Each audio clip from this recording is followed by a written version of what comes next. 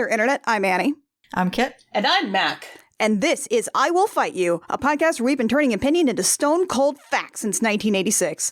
Today's fact, David Bowie makes everything around him gayer. It's true. If you hadn't picked up on that part now, then I don't know where you've been. We have two pieces of evidence to this. The first is that Reddit post where that guy posted a picture of his dad with David Bowie, and somebody responded, "I can't believe David Bowie f***ed your dad." And our second piece of evidence is the movie Labryinth. I guess the third one is just look at David Bowie. And also just like, look at David Bowie. It's true. This man was not of this earth, remotely. He didn't die, he went home. No, Huh. He absolutely just went back to the plane of existence from which he originated. We're talking about Labryinth, in case you couldn't pick that up. We're talking about Labryinth today, the 1986 movie that is slightly older than me. By like, what, a few months? Yeah, thereabouts. I picked this topic. Yeah, this was your pick. I'm excited. I picked this topic because it was one I grew up with. I wasn't too into it when I was a kid. I should note that the only copy we had was one that my sister had made on VHS by recording a television copy of it. Yes! And she fast-forwarded through all the commercials, but you could kind of see all the end of the commercials for about 10 seconds because she'd pause in case it restarted after that. That's the good shit. And so that was my copy until I was about in my teens when my dad bought me a special edition Labryinth copy, which I watched until I scratched it to pieces. And I became more obsessed with this in my teen years because I thought, one, that Jareth the Goblin King was extremely hot, but more importantly, I thought that Jennifer Connelly, as a fellow teenager, was extremely hot. And I still think she's pretty, but now that I'm older, I love older Jennifer Connelly more, even though she's gorgeous all through the years. She's so fucking hot. I feel like there is a point in which, if you were like a millennial of some breed, you probably had some kind of sexual awakening that involved Jennifer Connelly. It just depends if it was Labryinth or The Rocketeer. Yes, it's true. Was this sort of like your first big gay crush? Jennifer Connelly was 1000% my first big gay crush. That's so cute. Also, just look at her now. This is her literally like 5 months ago. She is so fucking hot. How does she exist? She is so pretty. She is so hot. Honestly, I think for me, it's the eyebrows. It's definitely the eyebrows. Oh, God. Anyway, yes, my first big gay crush. Still a gay crush. Still a gay crush.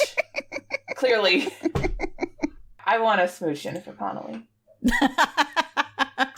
For me, Labryinth is a movie that I also didn't really have any like childhood latching on experiences with. I watched it for the first time like deep into high school with a friend who had like a formative Labryinth experience and knew all the words, and it was weird for me. But also, this is a glass houses situation because I was definitely that weirdo that carried around the script for Monty Python and the Holy Grail in my backpack, so I can't really say what is definitively a good or bad experience to have, except mine. Mine was bad experience. Don't have that one.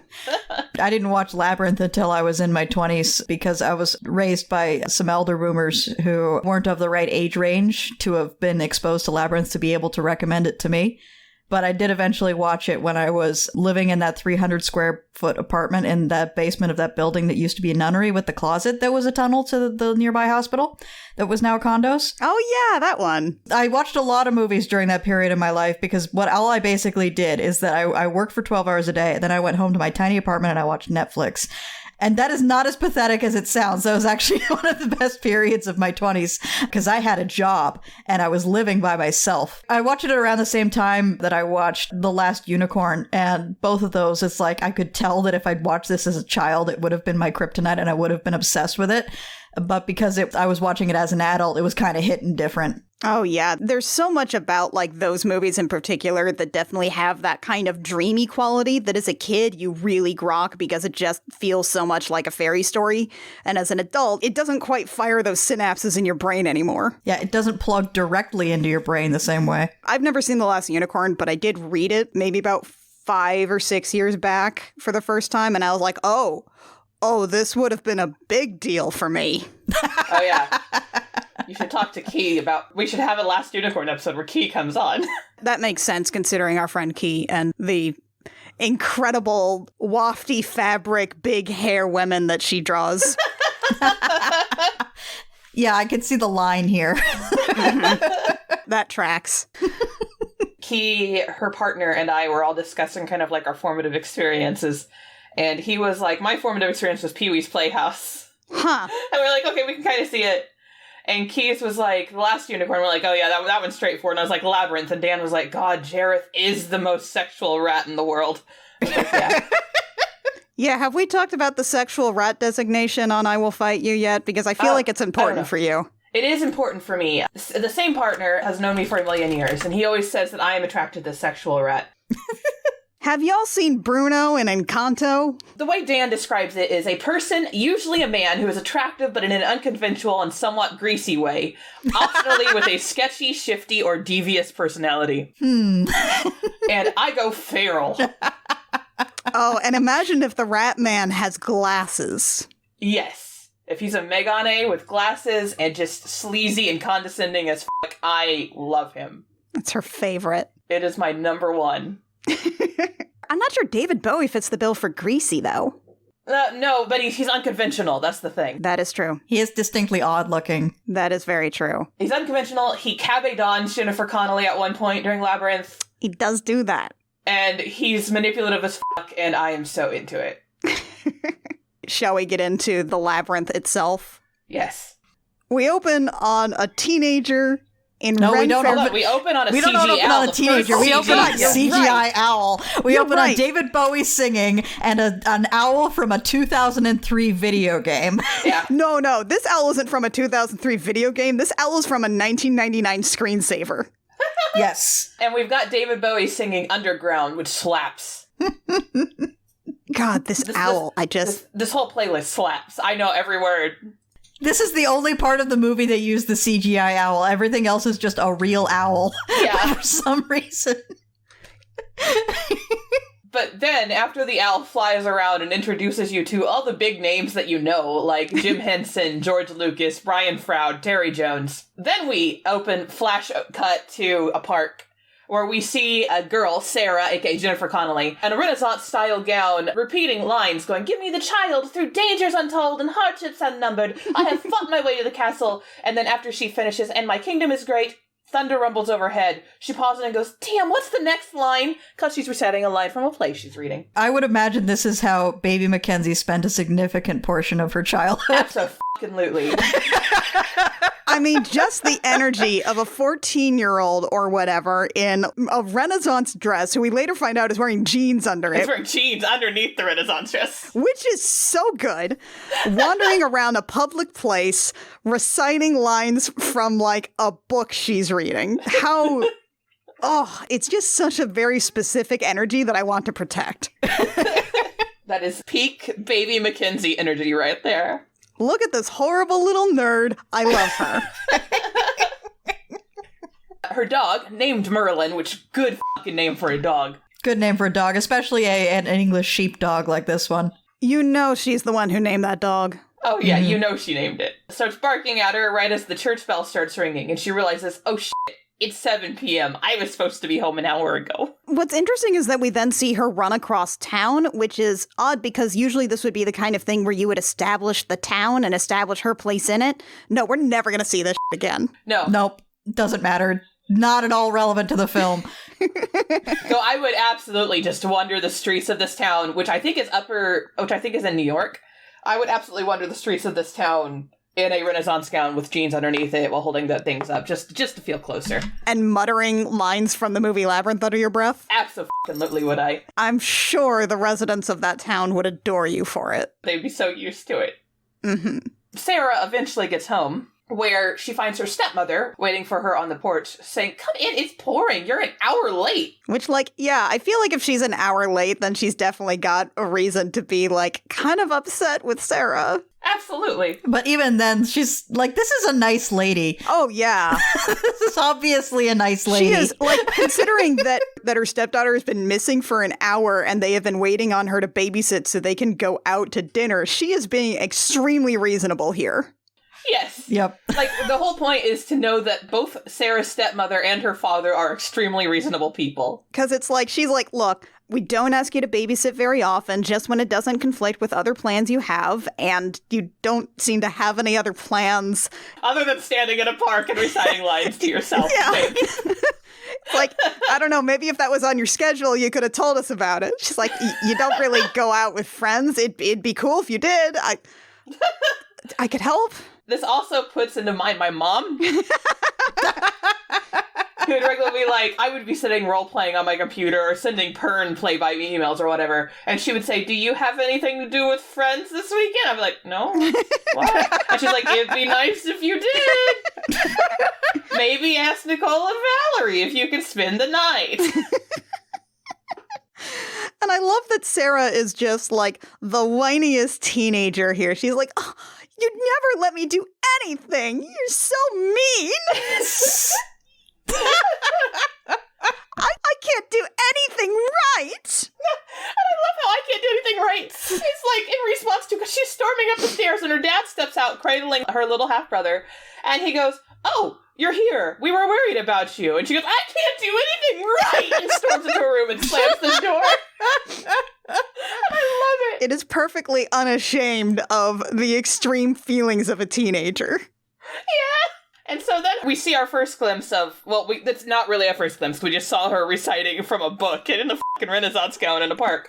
But her stepmom's like, she treats me like an evil stepmother from a fairy tale. And her dad's like, I'll go talk to her. We get this great pan over everything in Sarah's room. Like, I love It's so good. how much thought was put into this room to tell you So everything good. about this character. First, you've got, like, all these various parts that are part of the movie later. Like, you've got where the wild things are with Ludo on the front. You've got her little twirling princess music box with her dress she wears later. There's one of those marble mazes that is done up like a labyrinth. There's a Sir Didymus as a stuffed doll. She's got like a David Bowie maquette on her vanity. Yes, and also of importance is, because she's got a scrapbook too that also says Mom with hearts on it that's filled with mom stuff. In one of the newspaper articles, which is like on again, off again, romance back together, it's her mom and David Bowie. Is it? Yeah, it is. Oh, I missed that. I think I was distracted by just the cutout of a screen from Disney's Robin Hood in the scrapbook. Yes, Robin Hood, yeah. There is also a playbill in there. The implication here is that, like, her mom was an actress, is now deceased. Or just divorced and run off with David Bowie. Or she's just not around. And meanwhile, like, Sarah has sort of mythologized herself into the kind of fairy tale that her mother would have starred in. Mm-hmm. Yeah. There's also, by the way, we see it clearly later on in the movie. She also has a poster for Cats. Oh, yeah. Target audience for that one. That's her. She also, of note, later in the movie, whenever her place is collapsing, you actually see a copy of D&D. Oh, excellent. This child is one of us. Yeah, she's one of us. That explains the method by which she navigates some of the obstacles in the labyrinth. That's true. Some of her solutions to these problems are definitely some D&D shit. And it's like first edition D&D. Maybe a D&D. Yeah. Yep. You know, the instant death editions of D&D. Honestly, though, I would say that doesn't quite match up because she's not investigating every single square in front of her for traps. This is fair. We also see her bookshelf, which has The Wizard of Oz, Outside Over There by Maurice Sendak, all the books of Hans Christian Andersen and Grimm's Fairy Tales, of course. And she also has this huge wall of, like, plushes of, like, all these well-loved stuffed animals. And of course, they're all named because she references them later. Mm-hmm. Like, there's Lancelot. I would also name all of my things after King Arthur's court, so love it. And then, like, we get this point where her dad knocks on the door and it's like, hey, everything okay in there, hun? And she goes, no, go away! So he does. Yeah, he goes, okay, well, we put Toby to bed. We'll be back around midnight. And she's like, yeah, you really wanted to talk to me, didn't you? You broke down the door! There is not a single thing you can do to make this child happy. I mean, she even does, like, the pitch perfect princess dramatic flounce onto the bed. All of this is very calculated and yet somehow completely sincere. It is so real for how it feels to be a weird 14-year-old. Yeah, it's so good. I also love that added bit with the dad of like, okay, well, we did the hard part and put the baby to bed. Please just make sure the baby doesn't die through the night. That's all you gotta do. Do whatever else you want to do. Yeah, can't even pull that off. Hey, Sarah, no matter what you do, don't give the baby away to the Goblin King, okay? Okay. That's all you need. That's the one thing you need to do tonight. Don't give him to the Goblin King. And then what happens? Immediately she noticed that Lancelot's one of her bears is missing from his cubby. And she, like, screams, "Someone has been in my room again! I hate that!" And she storms dramatically out. I love how much this girl talks to herself. She just delivers dramatic monologues to herself, either yelling or under her breath at all times, which, again, extremely sincere and real. And she storms her way into her infant baby half-brother's room. Although it seems like, I think it's a crib in her parents' room, I'm guessing. That does look like it's the case. This is way too clean to be an infant's room. This kid is a maybe 1.5. He is not coherent enough to speak regularly. Yeah, this is a baby that is old enough to, like, you don't have to worry about the baby, like, rolling over onto himself and making a divot in his head. This is a baby that is old enough to, like, you know, not quite walk yet. Also, he's awake and he's cranky. So Sarah picks up Lancelot and is angrily like, I hate you. To a baby. So then she starts over-dramatically being like, someone save me! Someone take me away from this awful place! Oh my god, in this extraordinarily gorgeous home that she lives in. Beautiful house. Where all she needs to do tonight is, like, keep a child from dying of SIDS. Like, she could go downstairs and put on a movie and make some popcorn. Her parents are out of the house. This is ideal. Yes. Yeah. She then starts telling a story about how a beautiful girl was made to be a slave and stay with her arrogant baby brother. He's like 1.5. After a long day of housework, which is reciting her story under her breath in a park. Yeah. I really do buy this because, like, she's clearly built up her mom in her head as, like, this idealized figure. Mm-hmm. So Yes. the fact that this stepmom has come along, and despite the fact that she's, like, the nicest lady, of course she hates this woman. Yeah. And of course she hates the fact that there's this baby around, not only cementing the relationship between her dad and this woman, but also taking attention away from her where it belongs. Exactly. And I mean, you know, you could get into some things here where in a worser situation, she would now have to be the second parent or the third parent to this baby. But judging by the way the parents are, this clearly doesn't seem to be the case here. No, it's clearly just she babysits once a week. When she doesn't have any other plans. Which she doesn't because she's a fucking nerd who would rather just stand in a park reciting poetry to herself. To her dog. To her dog.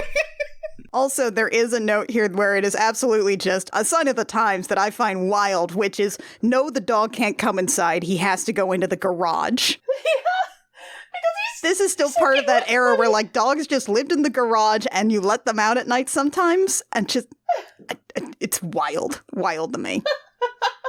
And also, like, it's a nice house. You don't want your muddy dog with long hair in the foyer. That's true. He's got to go in the back way. That's true. This is the 80s. We have a lot of wall-to-wall carpeting. So much wall-to-wall carpeting, including the bathroom. An English sheepdog that gets waterlogged is like, that is several buckets worth of water in that dog. then we get Sarah monologuing where she keeps kind of getting it wrong, and we flash to the goblins in the Goblin City during this, where she's like, I wish I can bear it no longer. Goblin King, wherever you may be, take this child of mine far away from me. And the goblins are like, she didn't even say it right. There was no I wish there. It's really fun because, like, she just starts talking about I wish, and then we see, like, just a room full of goblins, a screen full of goblins looking right into the screen and suddenly paying attention at it. It's a very cool reveal for the goblins, but also, like, all good fiction asks questions. And the question at the center of Labryinth is, what if there were some fucked up little guys? Yeah, like, I love this shot of wall-to-wall goblins just looking directly at the screen. I love this idea that they just hear someone asking for the goblins wherever they're at, because that's just so fairy tale. Where are these goblins right now? Doesn't matter. Where is the labyrinth and the goblin castle? Doesn't matter. Not relevant. It's not even a thing where it's like a plot oversight. It just earnestly does not matter, and it does not care to explain that, which Mwah. Yes. No, because it's a fairy tale. The goblins will just get you. It's interesting because this is a fairy tale featuring a character who knows she's in a fairy tale. Yes. But she's obsessed with fairy tales, so she knows the fucking trope. Which is amazing because you'd think at some point she would, take to carry around some cold iron or something with her. Nope. Eventually she does get it right with, I wish the goblins would come and take you away right now. And she turns the flounce out, and immediately with a snap, the baby stops crying. Yeah, it's a very good scene. You don't even have to show anything. You just have to hear this baby suddenly stop crying, and you're like, oh shit. Yeah. Yeah, because the baby has been crying nonstop, like shrill, for the last scene. So maybe the last 5 minutes or so.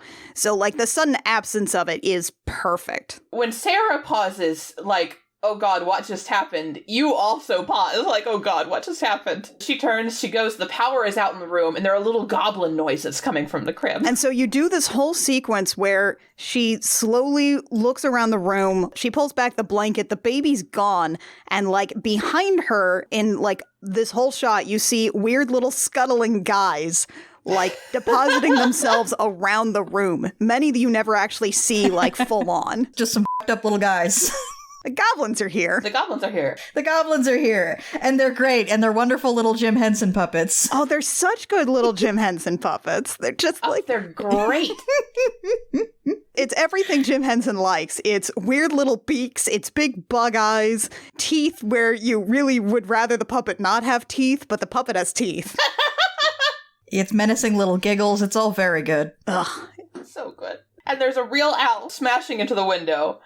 And suddenly the window flies open, and you see a shadow transition of the owl turning into Jareth, the Goblin King, aka David Bowie. Yeah, it's David Bowie. He can anamorph into an owl. It's David Bowie in a real fucked up wig and some tights that are tight.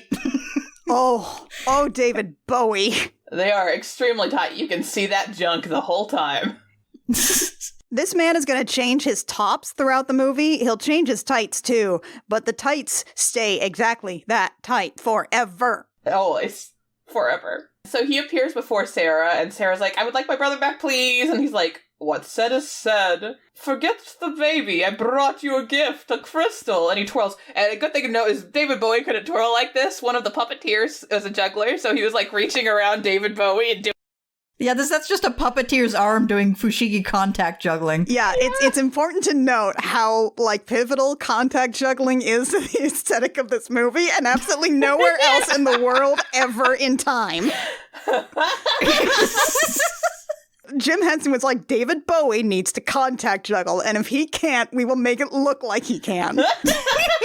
We will put the contact juggler in a David Bowie wig so we can shoot him juggling from the back. We will do that thing from Whose Line Is It Anyway, where the one person puts the arms behind their back and the other person is their arms. It's just, he can't contact juggle, but he needs to. He needs to. I admire David Bowie for being like, I'm not learning to fucking contact juggle. No! Stands by his principles. Yes! I have a theory here. David Bowie is clearly a creature from some other dimension. I believe that per the aesthetics of this, David Bowie could contact juggle. He refused to. But he says, do you want this, Sarah? Then forget the baby. Do you want this ball that you can spin on your fingers if you get good at it? I have a videotape cassette that will give you instructions. And she's like, I can't. And so he throws the orb at her and it turns into a snake and says, don't defy me. You know, the ball to snake to scarf pipeline. It's just 1-to-1. Yeah. And then the scarf scurries away and does a messed up little goblin giggle. I love it. I love that you have all these weird little guys who, like, maybe come up to your kneecap, and then there's David Bowie who rules over them.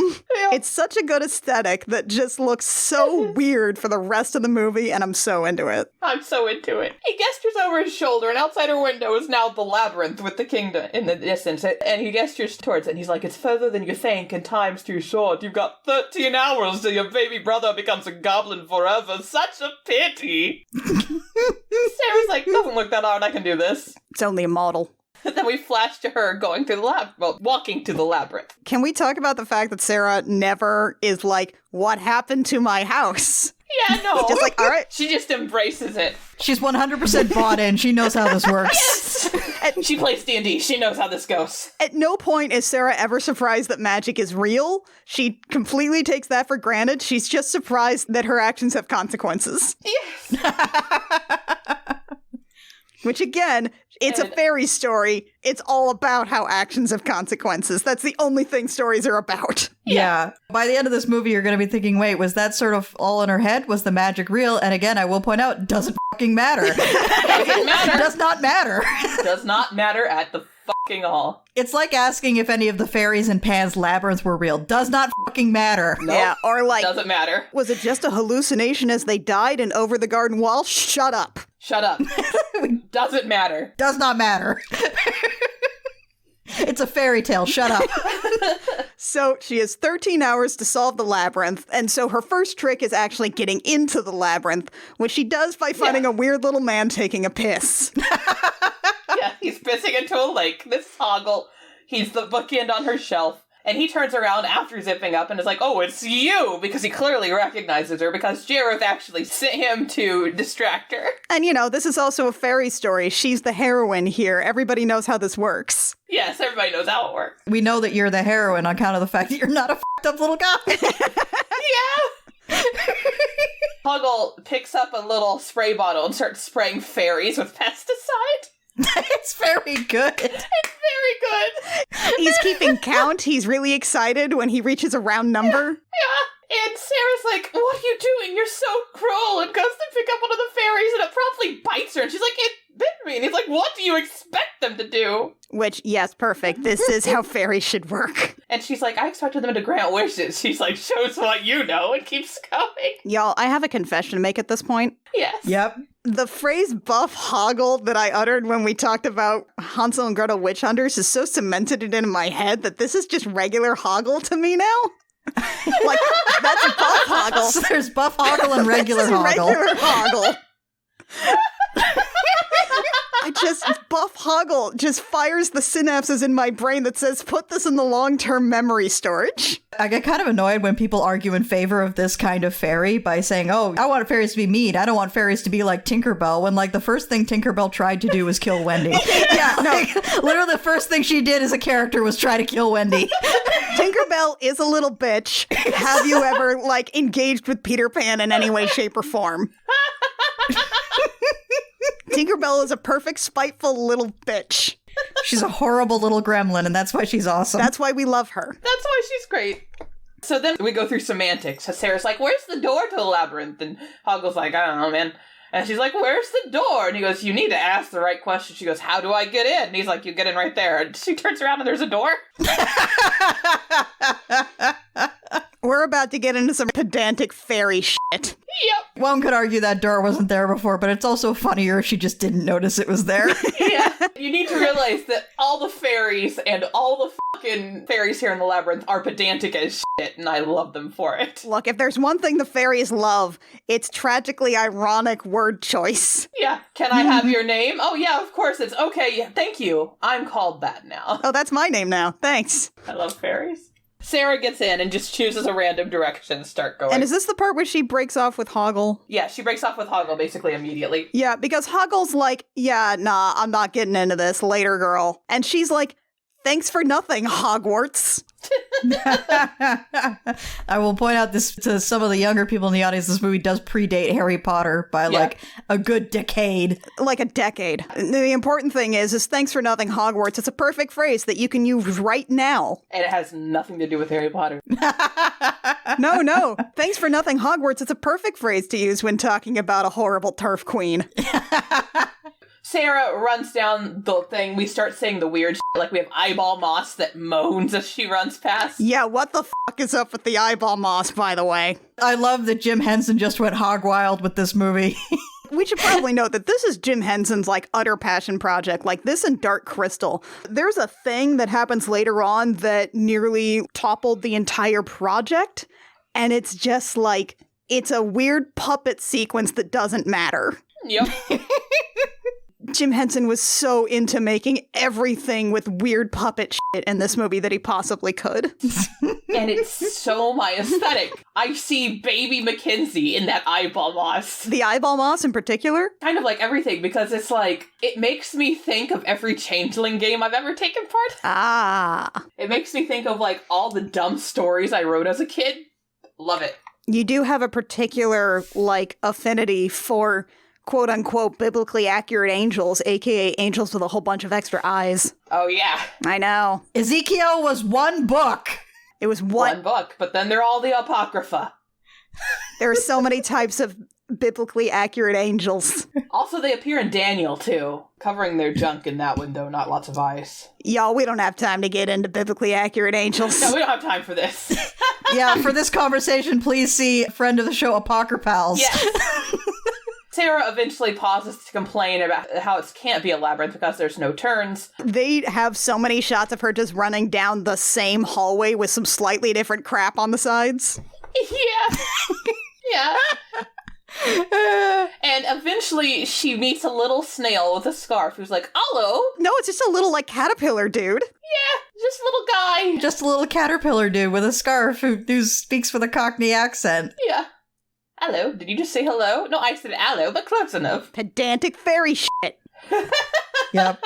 So she's like, can you tell me how to get deeper in? And he's like, oh yeah, just go over there. And she starts going left. He goes, no, don't go that way. Go the other way. Never go that way. We do one of those trick of the eye things where it turns out she's taking for granted that the labyrinth would have twists and turns and that she hasn't seen a side route, but it's one of those things where the wall is recessed and she just can't see it because the pattern looks exactly the same as, like, the walls around it. It's one of those things. I'm describing it badly. It's so good. Just watch the movie. It's an illusion. So she goes through, and it's time for Dance Magic Dance to start. Before she heads off from the caterpillar, it's like, no, don't go that way. Don't ever go that way. She's like, oh, thanks. I'll go the other way. And as she leaves, he's like, she had gone that way. She would have gone straight to the castle. How terrible. I love this little worm. At some point, he's like, no, you should come in, have a cup of tea with the missus. He's next to, like, a small, like, finger-sized hole in the wall. Oh, yeah. Yeah. How do you foresee this playing out, bud? We flash to the goblins who are all dancing around, and Toby the baby. Toby Froud is Brian Froud's baby son. Brian Froud is the guy who did all the conceptual design and, like, helped create the puppets. I love that when casting this baby, they were just like, okay, who on the crew has a baby we can use? Who's got a baby? I remember on my DVD there was the director's cut, and they also referenced how initially the baby had another name, but they had to make it Toby because that was the only name the baby would respond to, because that was the baby's actual name. There's a great thing here where Toby Froud actually stayed in puppeteering as he grew up. Yeah. He's worked for Leica, so he did a lot of work on Paranorman, Box Trolls, Kubo, Missing Link. Yes. He also recently worked on the Dark Crystal series for Netflix, and I guess he's like a puppet sculptor for that Guillermo del Toro Pinocchio movie. Yes.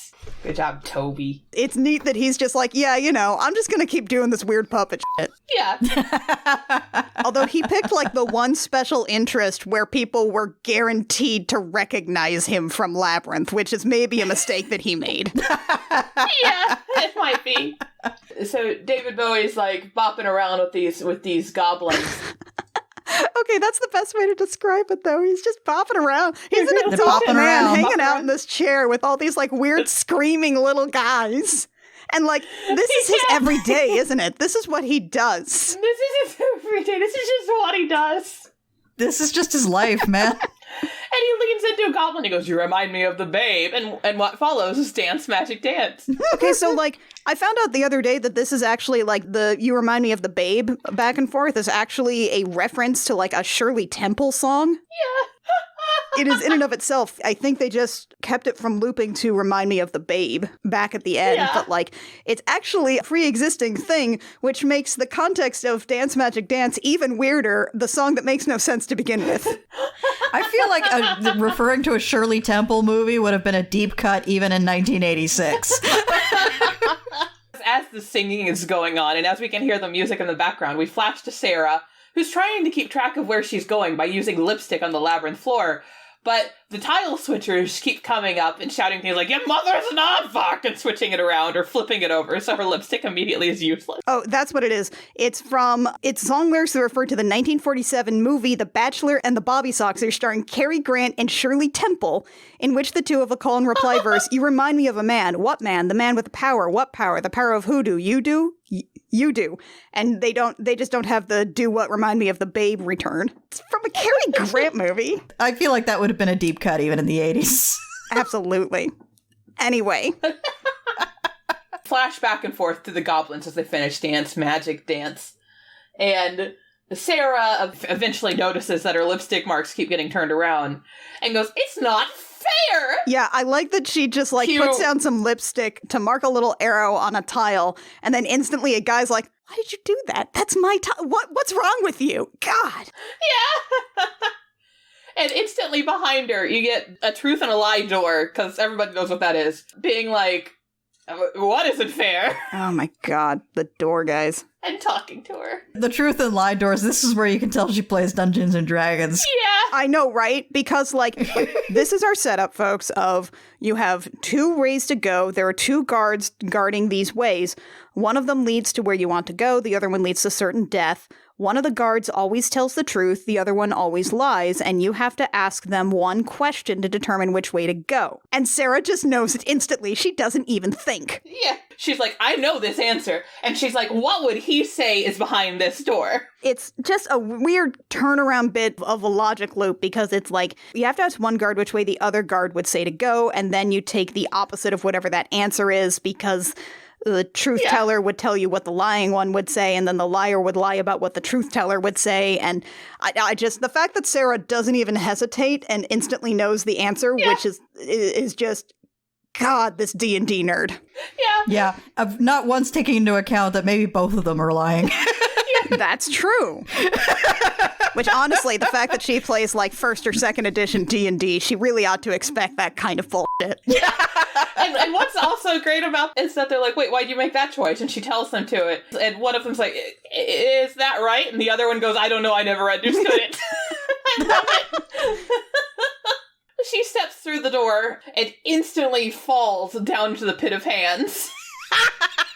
The pit of hands. Oh God, I love these creepy helping hands. The helping hands.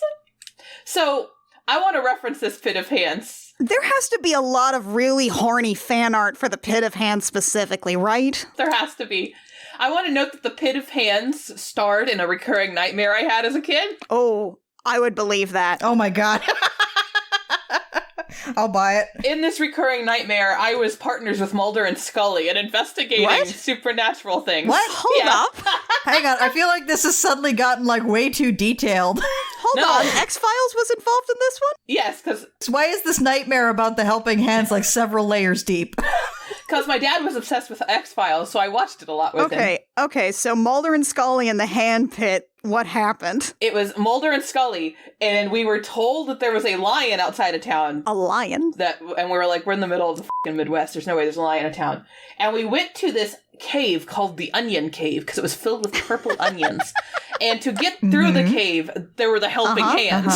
Wait, the helping hands were helping you? No, the helping hands were in the cave, and they would try to stop you from entering the lion's cave of purple onions. Well, then they're not helping hands, are they? But if you politely asked, they would help. Okay. And this was a nightmare I had multiple times as a kid. Yeah, that sounds right. It's one of those things where it doesn't actually sound all that scary, just kind of weird. But when you're in it, it's terrifying. Yeah, exactly. The Onion Cave where the lion is. Yes. Obviously. It's sort of unclear at this point whether or not Sarah actually got the right door. Because, the hands are like, all right, well, I mean, where do you want to go, up or down? Yeah, no, they do this really cool thing where they take several pairs of hands to make a mouth and eyes and kind of a nose structure to speak to her. And there's 3 or 4 different variations of this. And it's just very cool the way that they filmed this. And also very unnerving. Very unnerving. It's deeply unnerving and awesome. And especially once she goes, "I guess down, please." They go, "She chose down." And like almost a game show voice. And they just sort of like pass her down a hole, and then she falls into what she is then told several times is an oubliette. Yes. A word that only D&D nerds really know. And Hoggle, who then has to explain it to her, because Hoggle's here. Hoggle's here. Regular Hoggle's back. We flash to Jareth and the goblins, where the goblin's like, "Sir, she's in the oubliette." And Jareth is like, "What? She should not have gotten that far." And he's like, "Well, Hoggle will lead her back to the beginning." And then he tells a joke, and everybody's just kind of sitting there, and he's like, "Well, laugh!" And I love it. That's very good. Yeah, I really enjoyed the whole bit. Like, they do that a couple of times where he just sort of laughs, and then the goblins are just like, huh? And he's like, no, this is the part where you laugh. I made a funny joke. I'm like, oh! Yeah. Just horrible little guys. So Sarah's now in the oubliette, and Hoggle describes it as just being like, just a bad place, I guess? Yeah. A place where you put people to forget about them, which is not an incorrect definition, but I think she was hoping for more detail. Yeah. It's not an incorrect definition. It is very much a fairy tale definition. So it turns out Sarah has noticed that Hoggle has just like a conspicuous like ring of jewelry against his bag. And he keeps offering to take her back to the beginning of the of the labyrinth as I choke. And she's like, "How about I give you this bracelet?" Here's another very Mackenzie point, because this is like Goblin Market 101. Mm-hmm. She's like, "How about I give you this bracelet if you take me deeper?" And he's like, "What is that anyway?" And she goes, "Plastic?" And he goes, "Ooh, plastic." And you may think that he's being sarcastic there, the way that Mackenzie's reading that. Yeah. He's 100% genuine. He's like, oh, plastic. He's genuine. Nope. It's completely sincere. Like, she doesn't even try to disguise it. He's just like, plastic. He's excited. Again, very D&D in that you have this NPC with something conspicuous on his person that you can then use to bribe him with. Yeah. Hoggle agrees and gets started on actually leading her deeper. And he's got like the little bracelet on his hand, and it's so cute. He opens a door, and they start walking through the path where these rock faces are shouting, "Don't go forward! You're walking to your doom!" Perhaps you'll go up the treacherous passage into the shrine of the Silver Monkey. And Hoggle's like, "Ignore them, they're false alarms." I love that he's just like, "Oh, they're false alarms," just throwing that pun out there with, very little fanfare. And secondly, I love that there's one of them who's like, "Please let me say my line. I never get to say my line." Don't expect us to be very surprised by it. And he goes, no, I get it. Beware! That entire bit is like from a LucasArts point-and-click adventure game. And like they move on after the last guy, and you can hear him mutter like, "Oh, thank you. I never get to say that." It's very good. As they finish going past the false alarm, Jareth's orb rolls by, hops into this tin, which then turns, the soothsayer guy tin, turns into Jareth. He just rises up wearing all that stuff and turns into Jareth. The note I have here is Sarah and Hoggle are menaced by contact juggling. And here we get more of the joke of Hedrick, Hogwart, Hoggle! No one knows his name. So, like, David Bowie is just like, "Hey, girl, so what you doing in the labyrinth? How's it going? It's going bad? It should go bad. I think it should be going bad. Why is it going good? Anyway, Cabedon." Yeah, Cabedon happens. Where he leans over, and of note, Sarah at this point, with Hoggle's like, "Oh yes, I am just leading her to the beginning, sir, don't worry, please get off my ass." He Cabedons Sarah, and he's like, "Oh, if you're having such an easy time," and he gestures to the clock and spins it forward, so she loses several hours. And she goes, "That's not fair!" And he goes, "You say that so often, I wonder what your basis for comparison is." And mwah, I love that line. It's so good. And I also kind of like that, like, Jareth is very clearly Sarah's fantasy. Yeah. Everything about him is her fantasy, to the point where he appeals to her sense of drama and injustice by changing the rules on her without warning. And like, when you think of this in the context of he's in the picture with her mom who left her dad for this guy, like, it even makes more sense. Because clearly he's a fantasy guy to take her fantasy mom away. That's good. I like that. She would actually be disappointed if it weren't more dramatic, so therefore he bends time and space for her. Yes. Has to up the stakes to make it a proper challenge. Exactly. Yes. So then he throws his close contact juggling ball into the distance and is like, "I'll see how you fare for this." And then Hoggle screams, "No, not the Colliners!" Oh my god. As this drill just appears. Oh, Oh, God. So, like, they're in this tunnel. It is fairly circular, and behind them, taking up the entire tunnel, is this huge drill with a whole bunch of other drills attached to it. It looks horrifying. And I love that, like, this thing chases them down the hallway for, like, an inordinate amount of time, and then when they finally find a side patch and dive in, we see it go past, and it's powered by little guys. On, like, a bicycle. It's just... Like, it's this huge, enormous drill. Everything in the labyrinth is powered by little guys. You'd think it would be this gigantic piece of, like, industrial machinery, but behind the drill, it's just some guys on some bicycles, just, like, hanging out. Just some guys. It's very good. All technology in this world is powered by little guys. It's such a good bit. Such a good bit. It's just a really good, just, like, visual gag. The characters don't even really call attention to. They're just like, hey, what's up? No. Hey, we're the cleaners. It's just completely accepted as, this is Yeah, right. sure, why not? As they're leaving, Sarah's like, why should I ever trust you? And Hoggle's like, you have to understand my position. I'm a coward, and Jareth scares me. And I love that, too.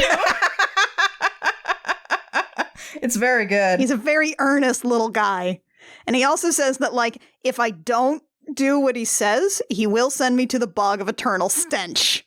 Yeah. She's like, what's that? And he's like, what do you think? It's what it sounds like.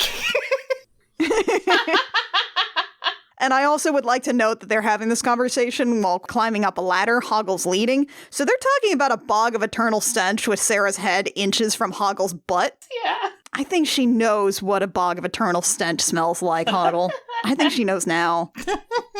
So they climb out into the hedge version of the labyrinth, basically, because there's hedges all around. And she steals the jewels that are hanging on Hoggle's side to try and make him help her, because he just wants to leave. And he's like, well, that's not fair. And she has this sudden realization, this moment of clarity, like, oh no, it's not, is it? This is what it's like talking to me. So they talk for a while, which is about when this old guy with a bird hat walks onto the scene and sits slowly down. I love this bird hat so much. My note is, what fresh hell of whimsy is this? Followed by a wizard banjo-kazooie. So she talks to the man, asks for the directions to go to the center. The guy doesn't tell her anything useful and keeps telling the bird to shut up. He just says, like, it's closer than you think and farther than you think or something. So then he falls asleep and the bird's like, are you gonna pay us for that information? And she goes to give something of Hoggle's and Hoggle's like, no. And she's like, okay. And she takes off her ring and hands it over. And Hoggle's like, you didn't have to do that, though. Like, he actually didn't help you. Why did you tip him? I also love that the bird throughout the whole thing is, like, interrupting the old man who is slowly trying to get through a sentence. And after he falls asleep, he's like, I think that's all you're getting out of him, folks. Yeah. I love that the entire time this wizard is trying to be ominous and wise, this bird is just doing bits. It's like watching, like, Frank Oz and Jim Henson try to do some kind of, like, TV spot for the Muppet Show. Fozzie's just doing bullshit in the background while Kermit's trying to say a line. Of note, as Sarah and Hoggle walk off, and Hoggle's like, you didn't have to give that. She's like, no, I gave my thing because you're my friend. I didn't want to use your stuff without permission. And Hoggle's like, oh, he's touched. But as he's walking away, the bird says a line that Teen McKenzie was obsessed with, and I don't know why I was. Okay. Looking back on it, I have no idea. Because the hat goes, it's so stimulating being your hat. And I used to just say that to people for no reason. Why? Why would you say that to people? I don't know. I look back on it, I have no knowledge or no reason why. That's just a weird little quote you latched onto, huh? Yes. You just watched that, and your brain was like, this is a lodestone. Build things off of this. Exactly. I mean, I fully admit to constantly from my childhood up until now, every time I see a Circle K saying strange things are afoot at the Circle K, but that has at least the stimulus of seeing a Circle K. It was at least often because my friends would like wear a hat, we'd be in marching band putting on our hats, and I would say it. Ah, yes, the marching band hats, and they often have like feathers and stuff on them too, so they kind of look a little bird-like. Yeah, so I would always say it like then, but then also people would be like, yeah, you know those memes where it's like, say a quote from your favorite movie and see if people know what it is, and I would always use that exact quote.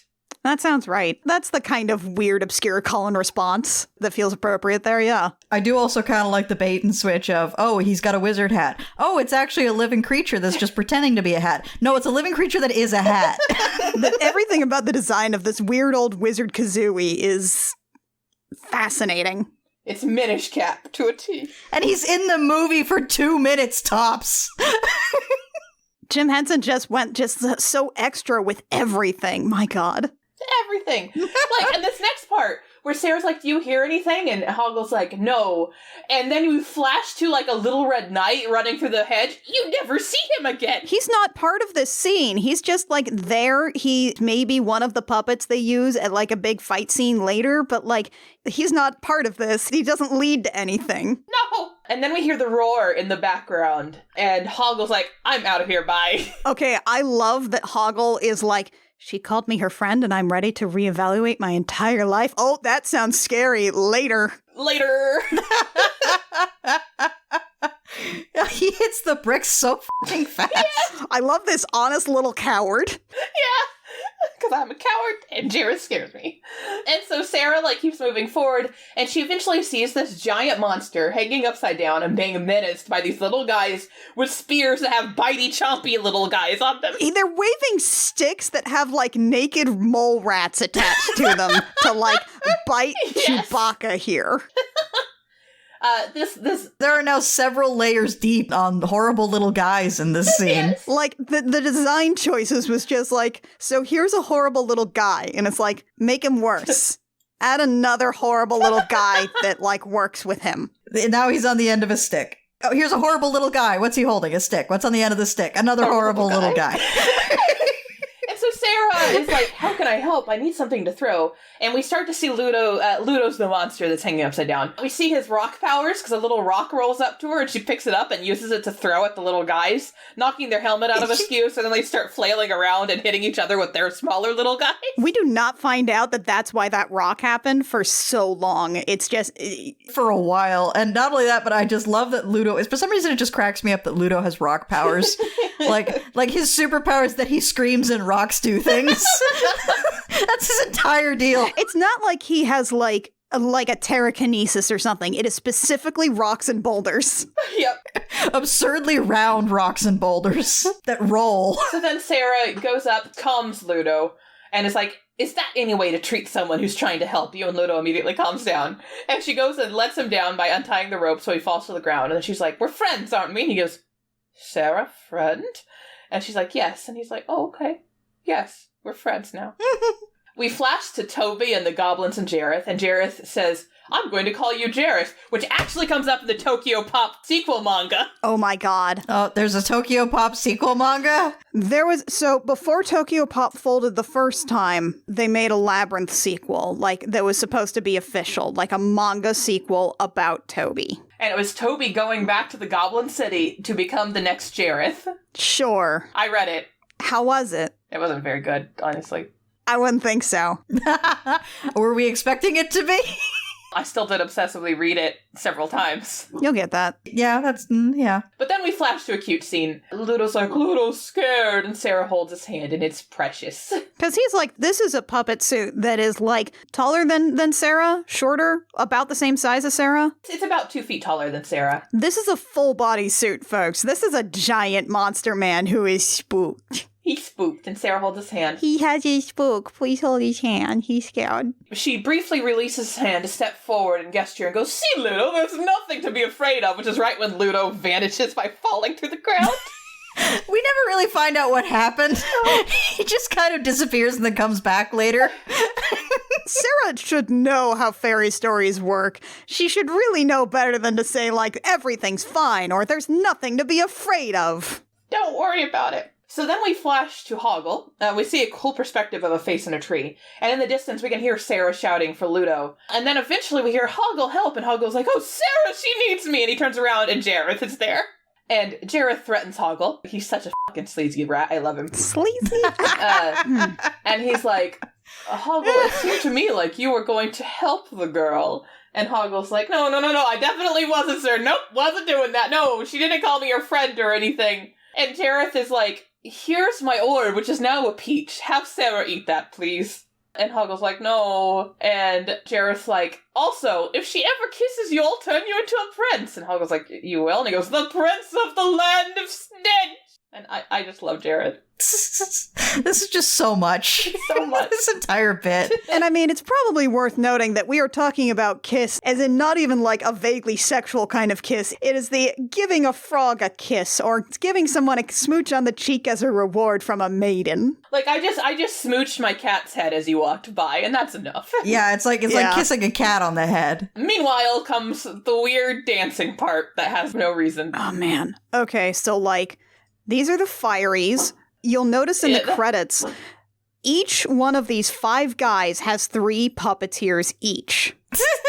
They're done on a blue screen, so they can, like, actually edit out the puppeteers because these are spindly, weird little guys. So, like, there's no way you were going to hide a person there. This is really early blue screen, too. Like, I'm not even sure it was done a whole lot in movies at this point in 1986. Yeah. This is just basically like one of the artistic numbers from The Muppet Show, but in Labyrinth. As I understand it, the effort of trying to make this whole thing work was so difficult that it basically almost upended the entirety of Labyrinth itself. And it just, Jim, buddy, this number doesn't even do anything. In the end, Sarah just grabs a head and launches it and flees, and that's it. They take their heads off. They talk about, like, oh, well, let's take your head off so you can, like, dance around with us, too. And, like, oh, it doesn't come off? That's weird. Let's fix that. This was a random encounter she rolled on the random encounter table. Just, like, 3 separate puppeteers each, not including voice actors. It just, like, the Fireys are wildly complicated. Shit, I just, like... Jim Henson's like, I gotta have him. He was like, I cannot have this movie without the Fireys. And it's also wild because, like, again, really early blue screen technology, green screen, I don't know, but, like, sometimes when their mouths open, like, the color is such that, like, the black kind of, like, filters in a little with the mouths, and, like, it's a complete night and day difference when they are shot in the actual set as opposed to green screened in. Yeah. They're such weird little complicated guys, and they just do nothing. They just sing a little song and swap their heads around. Yeah. It's very complicated puppeteering and extremely complicated choreography, and that deserves to be applauded, but, like, why is it here? Why, Jim? Hoggle saves Sarah from this mysterious dance by throwing her a rope. And so Sarah climbs up and instantly dives on him, kissing his cheek and going, thank you! And Hoggle, meanwhile, is like, no, don't kiss me! And then they instantly fall into the bog of eternal stench. That's right. The bog of eternal stench is real, and it's here, and it farts.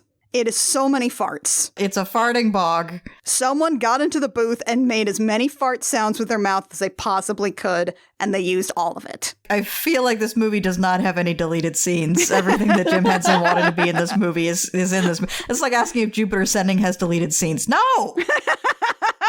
No, it doesn't, because there's nothing they wanted to put in that movie that's not already in that movie. It's not necessarily that you've trimmed all the fat. It's that they wanted all the fat to be part of it.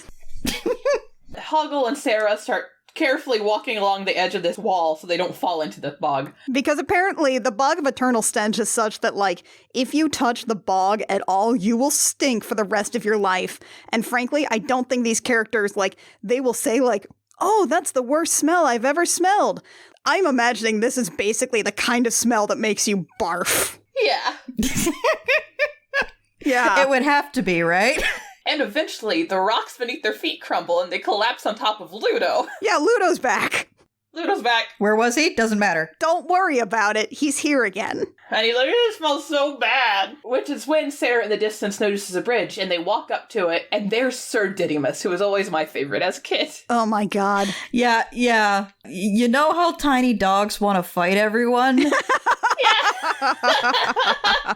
What if that were a character? A character who thought he was a knight. This is a weird little fox guy who is like maybe a foot tall. He's got a big bruschetty tail, and he wants to fight everything, and he is the gate guard, and nobody gets to pass Without his permission. unless they have met his very specific conditions, which he refuses to explain for quite a while. Yeah. So he and Ludo fight for a few minutes. This is a long fight scene. And meanwhile, Hoggle just runs past. This is just some pure, like, Henson Studio puppet shenanigans. Yeah. And eventually Sir Didymus is like, before this day, never have I met my match in battle, but I shall call you brother now, my friend Ludo. Oh my god, this is like some kind of Don Quixote dude who takes himself extremely seriously. And finally Sarah's had enough of this particular brand of nonsense and is like, so what oath have you sworn? He goes, no one shall ever pass this way without my permission. oh my god. And Sarah goes, what, can we have your permission? And he pauses and he's like... And he's like, yes? Yes? And she goes, okay, thank you, noble sir. And he's like, yes, of course, fair maiden. This is also kind of some D&D shit. It is D&D shit. This has never happened to him. Nobody's ever just asked. Like, oh, can we have your permission? And he is clearly flabbergasted. Yeah. Yes? Yes. They just pass. I mean, they try to, but the bridge gives out below Sarah because it's made for a tiny puppet. It's made for a tiny puppet. Oh, this is a little guy's only bridge. Yeah. Yeah. And he's like, oh, this bridge has been here for 1,000 years. And you can tell. Yeah, you know. It shows. And Ludo howls and rocks come up.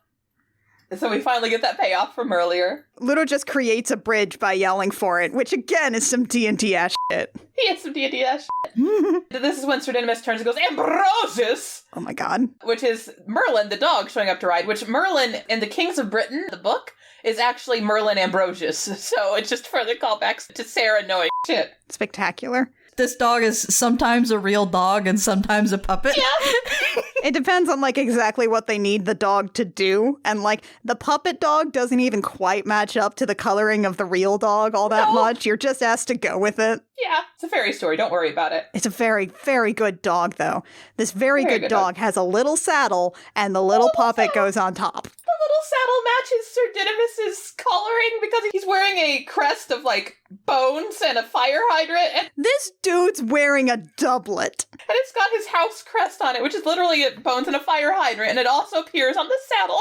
He's a puppy. He's a little dog foxy boy. They get over these rocks. And so, like, Hoggle is experiencing some problems because he actually likes Sarah and they're friends, and he still is considering his entire life up to this point.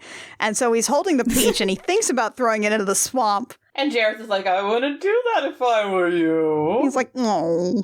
But don't worry, suddenly everyone remembers food. Yeah, suddenly everybody's hungry. I do want to I have a weakness for the character type of horrible little guy suddenly has soft spot for the first person in his life who's nice to him. Oh my god, I Bryce. No, you too. This is so ideal.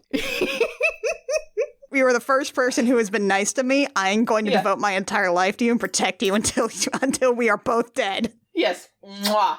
Yeah. Yes. Yeah, you called me your friend once without thinking about it that hard, and now I will die for Yes, you. I love it. It's just, mwah. It's a favorite. In all forms that particular dynamic takes. I love it. Hoggle, very begrudgingly, is like, Sarah, you're hungry. Here, have this, and hands the peach.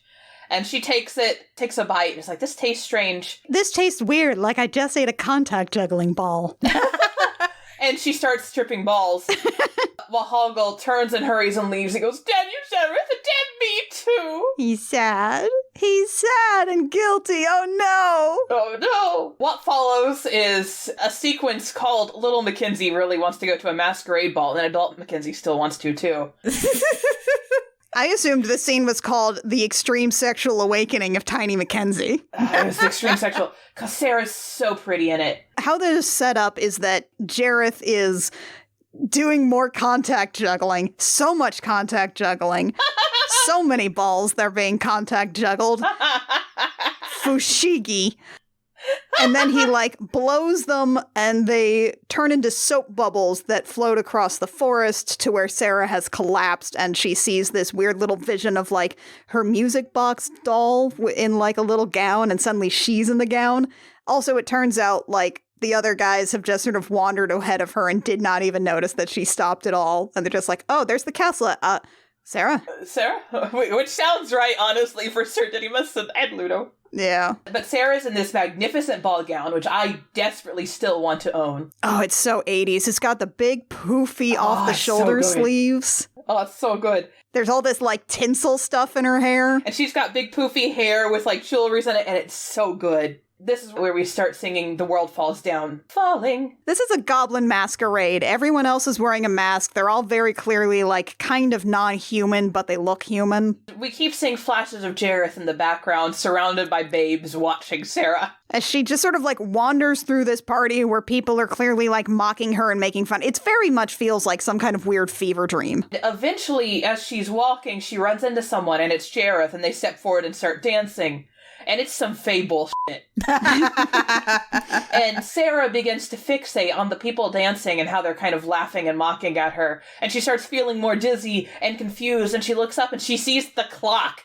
And she suddenly starts remembering and pulls back and turns to run until she reaches the edge of this dance, and she grabs a chair and just breaks it. It's kind of implied here that this was what Jareth was trying to offer her with the contact juggling ball the whole time of, like, you will have this beautiful dream where you're a princess at a party and everything will be wonderful and there will be dancing and drinking forever. And, you know, you'll probably forget to eat and then die. Yeah.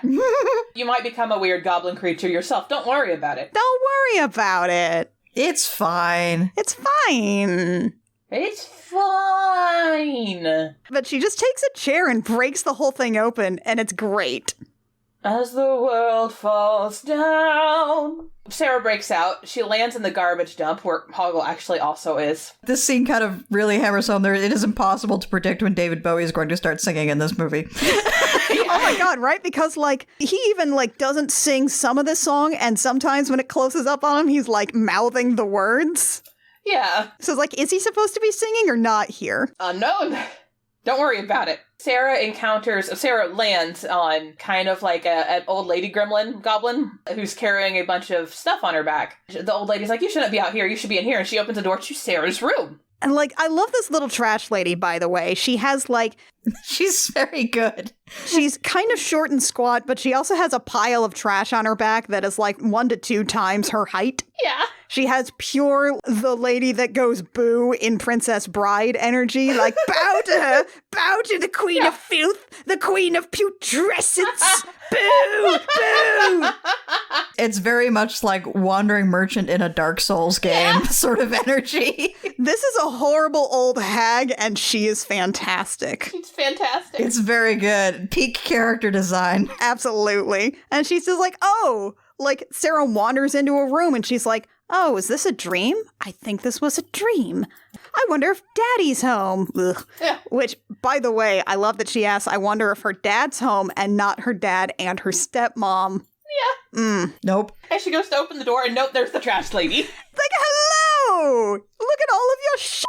Look at all of your shit. Have your shit. Don't you love your shit? Don't you love your shit? And she starts piling it on Sarah's back, turning her into another her. And Sarah, by the way, this whole time is dazed. Like, she's not quite sure what she was looking for. She is clearly shaking off the haze of the soap bubble party. And she's like, I was trying to find something or get something, and I don't know. So there's like, oh, you were looking for your little bear, weren't you? Oh, yes, you love your little bear. This is all so important to you. And Sarah's like, no, it's more important than that. And so eventually this lady grabs her little dancing with her in the dress and is like, yeah, this is so important to you. And Sarah suddenly snaps and realizes and is like, no, something's wrong. And she picks it up and she throws it down. Oh, no. She finds the book and she starts reading the monologue, the heroine's monologue from the beginning that she couldn't remember the lines for. And then she's like, I fought my way to the castle. Oh, shit. Return the babe. And she reaches out, grabs the little dancing doll, and throws it to the ground, and the whole thing starts collapsing around her. Because she declares all of her stuff is junk and not actually important. Yeah, and she has to get to her brother. And this is where you see the D&D book falling in the background. Nice. I wrote Sarah, you LARPer, next to that. Oh, she's such a LARPer. When Mackenzie says, Sarah, you LARPer, just imagine like that Spider-Man meme of them pointing at each other.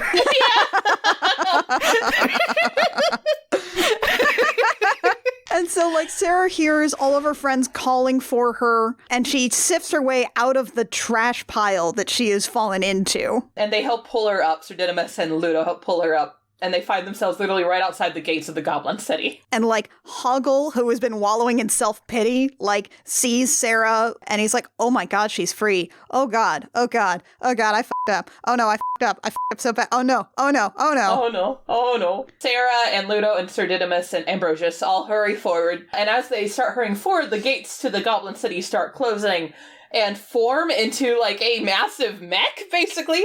It is a giant armored guy. Just a giant armored guy. You know, in World of Warcraft, the big goblin mech suits with the buzzsaws on them? It's one of those. Comes out and starts fighting, and they're all fighting for their lives, when suddenly Hoggle leaps off the wall on top of its head. And everybody's like, Hoggle? He's like, I'm here to help! And he rips off the top, revealing the tiny goblin manning it on the inside. Again. Every piece of technology in this universe is powered by little guys. Yeah.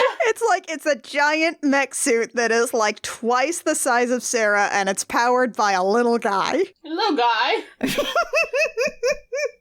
What follows at this point is just pure madness and chaos. Hoggle, after they have fixed the guy, after they've, like, gotten rid of the door guy, he gives this little non-apology, like, I'm not sorry. I'm not sorry about anything I did. In fact, I'm proud of it. I'm not ashamed of it at all. I don't have any problems or feelings about it. I just don't know why you're looking at me like that. I don't have any problems. I'm fine. And Sarah's like, I forgive you. And he's like, You do?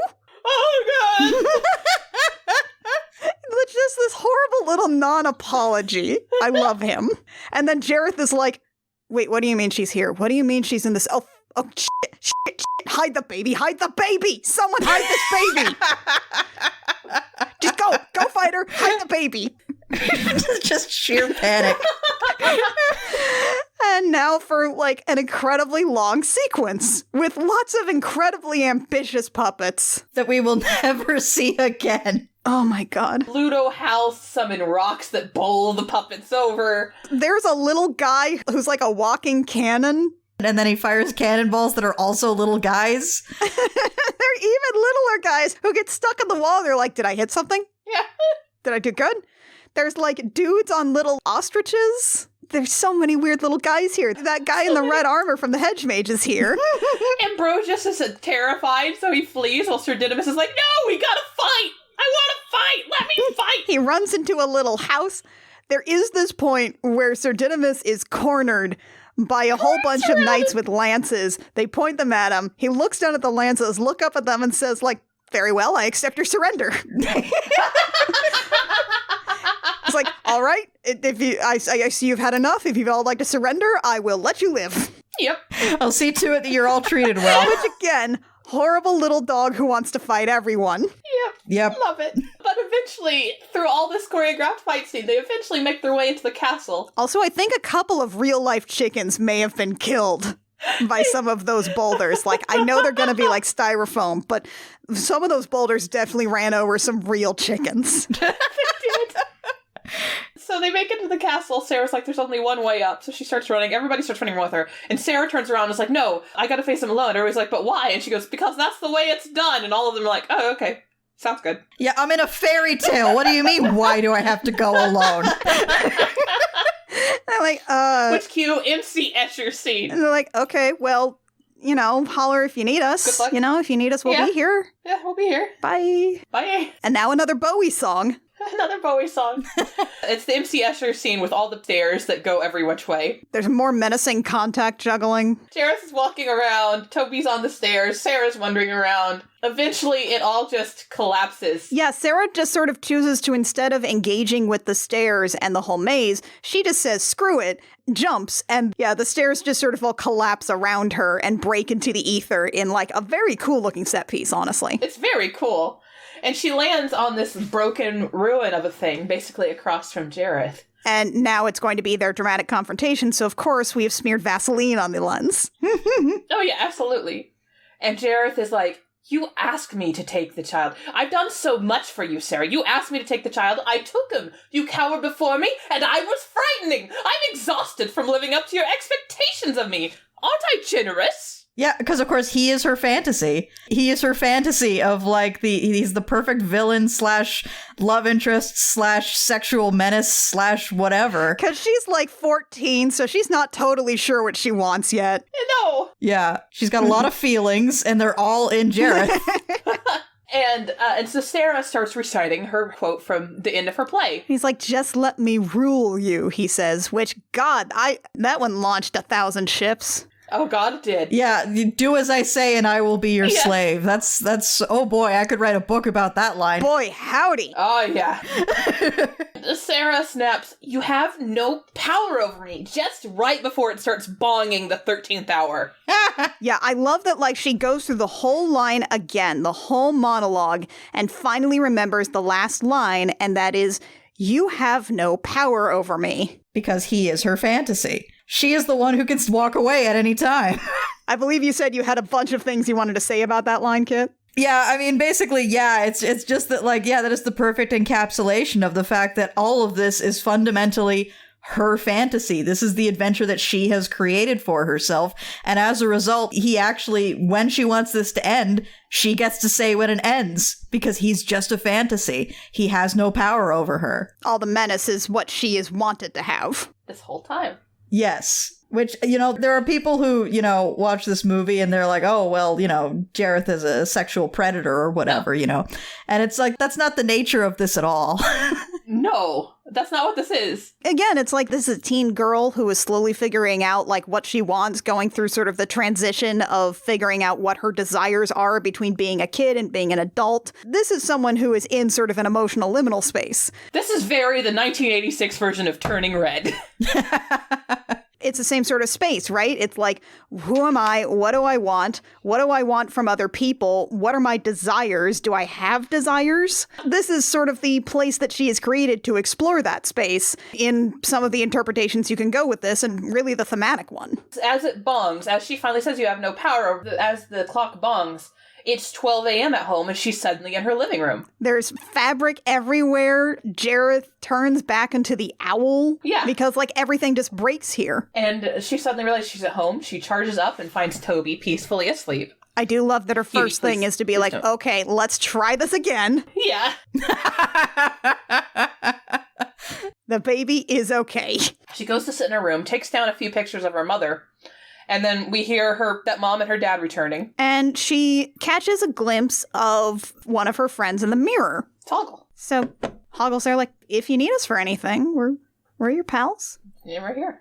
And she's like, I'll always need you guys. Cue dance party. Yeah. They're like, well, I do need you. You're my friends. And they're like, well, why didn't you say so? And she turns around and a bunch of the puppets from the movie are here and we're all having a dance party. There are little party hats and streamers and everything.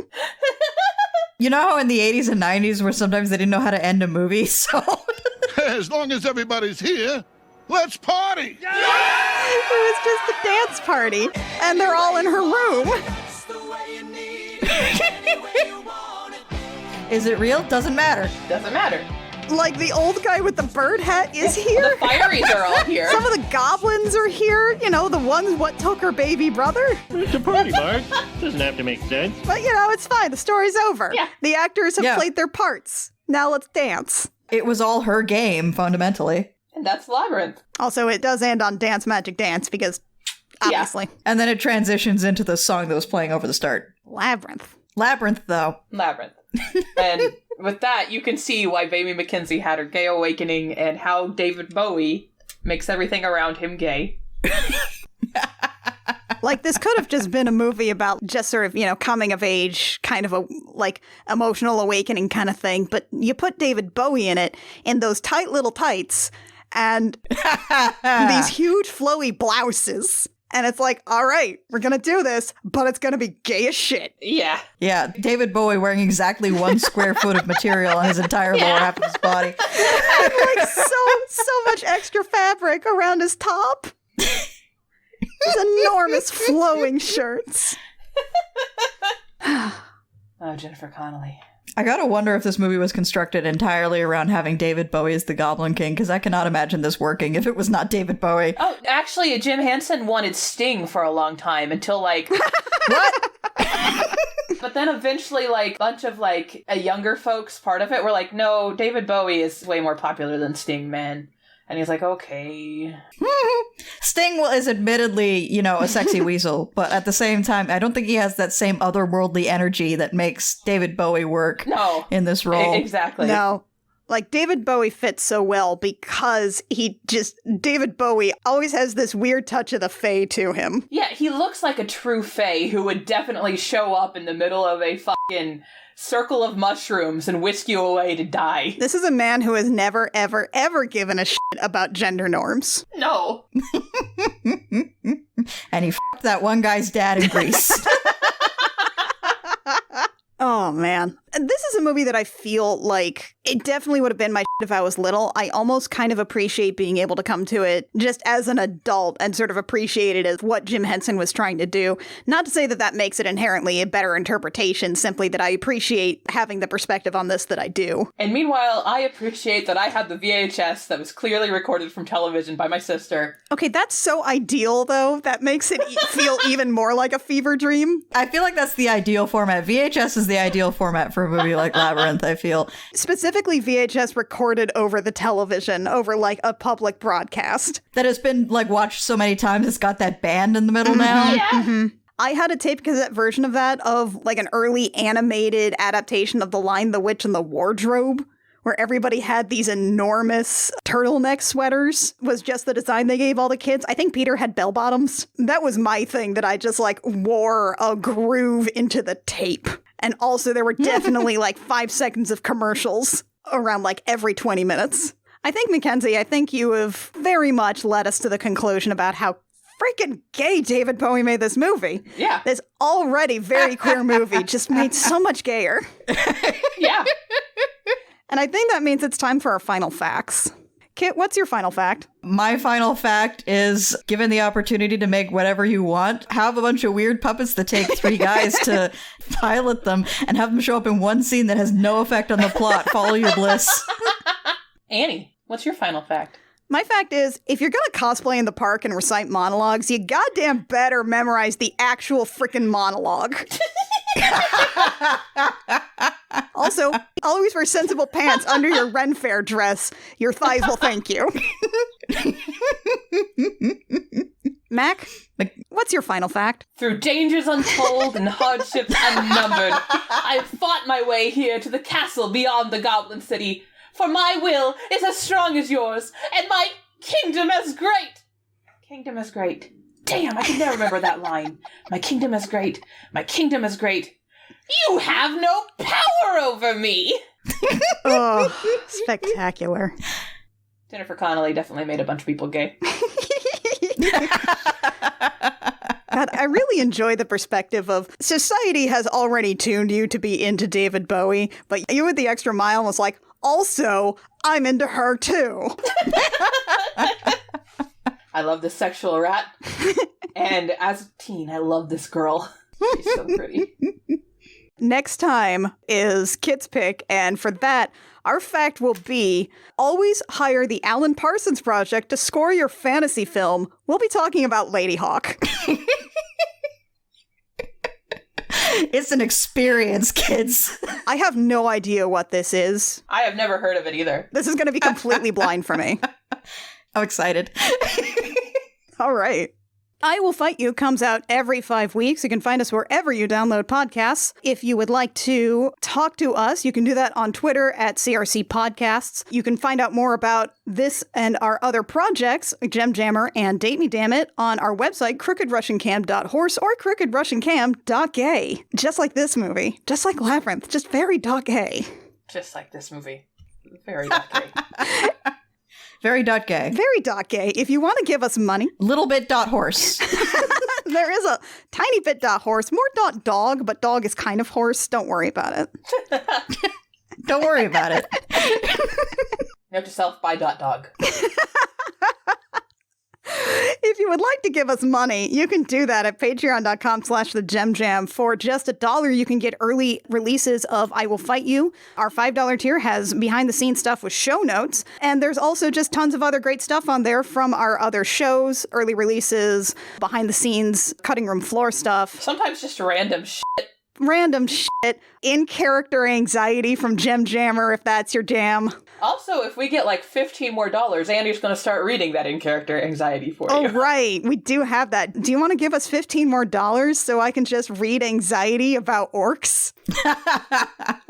Also, crookedrussiancam.dog is $55. Oh, never mind. I don't think I love .dog $55. No, I don't either. I don't think I loved that idea $55 worth. No, same. If it was $5, absolutely. I would be interested in buying the domain for ilove.dogs and redirecting that to Jupiter Ascending's website. Yeah, hang on. Let me check on that one. That one might be owned, honestly, but although we might get some traction with I've always loved dog. That's true. Ooh, I've always loved .dog. Lucas, look, this is important. We need to look this up now. This is important. We need this on air. This is on air. This is our brand, Lucas. I love .dog is taken. I've always loved .dog. .dog. I've always loved .dog is available for $55. God damn it.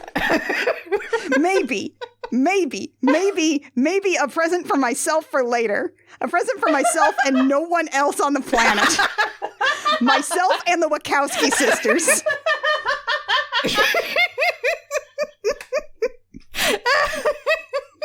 GoFundMe.com.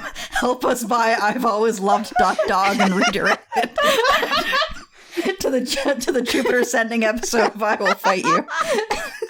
That redirects to like the first fucking Jim Jammer episode with Max or something.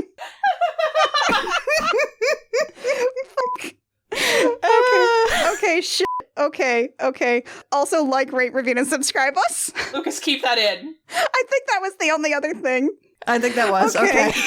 Now that we've thoroughly sidetracked ourselves. We do this every time. We do this every time. We will never have a clean outro, and you people just need to live with it. This is a gift for all the people who don't immediately cut out the moment we start the outro stuff. This is the bonus content for you. That and Lucas's bloopers at the end of the credits. Listening to us might involve itching, vertigo, dizziness, tingling extremity, loss of balance or coordination, slurred speech, temporary blindness, profuse sweating, or heart palpitations. Holy shit, What? Did you just rattle that off, or did you look one of those up? I rattled it off. It's the happy fun ball ending. Okay, alright, well before we get into any other shenanigans, we'll see you next time for Lady Hawk. Yay! See you next time. I'm Annie. I'm Kit. I'm Mac. And we have fought you.